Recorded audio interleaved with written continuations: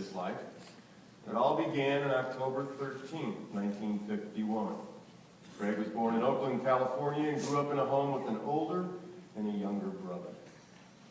The Bible suggests, persevere at your duty, take pleasure in doing it, grow old at your work.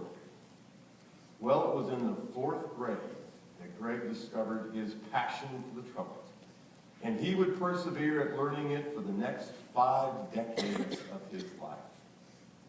Music would be a constant in a life that proved to be ever-changing. At San Leandro High School in California, he tried his hand at athletics, pursuing football and wrestling briefly. But it was the passion for music that got involved in the Weldonians, a 100-piece marching unit that competed all over the West Coast. His prowess as a musician led him to a scholarship at the San Francisco Conservatory of Music.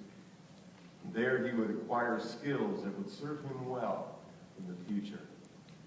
His penchant for composing music would be fostered in the classroom, but played out literally in music venues around the world. You'll be hearing some original pieces at the end of the service today.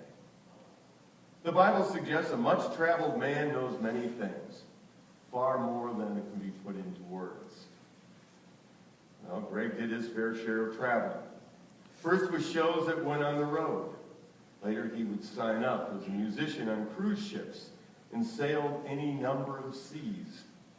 His composing ability led to other opportunities to travel. This itinerant life had blessings. On the blessing side, his first wife, Lori, was a high school sweetheart and fellow show person. His second wife, Jessica, was a vocalist and fellow show person at the Dunes. Together they would conceive and raise Lexi. His third wife, Ellen, was the cruise director on a Norwegian cruise line ship that became their own private love boat. Together they would conceive and raise Ariana. The obvious downside for all of these tours is they ended in divorce, but not in alienation from each other. They all have maintained a friendship and concern that treats each one with dignity and respect. Hard as it may seem, there was more to life than just music for Greg. He loved to hike, jog, bike, and barefoot water ski. I'm impressed. He was a clothes fashionista, too. In a few minutes, you'll be hearing from a variety of people who knew him well, and they will add their perspective to Greg's life. But I want to close with what the Bible suggests.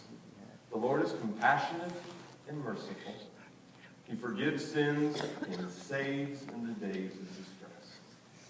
God's grace is sufficient for all of us. And our job over the weeks ahead will be to grieve Greg's death. Some might wonder, where is God when a person has an untimely demise? Well, God is right here, comforting us and consoling us. God is never the cause nor the prevention of tough times in life. Some might wonder why such tragic events happen.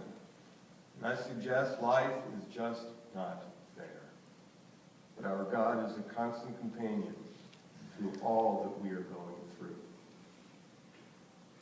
We believe Jesus conquered death once and for all.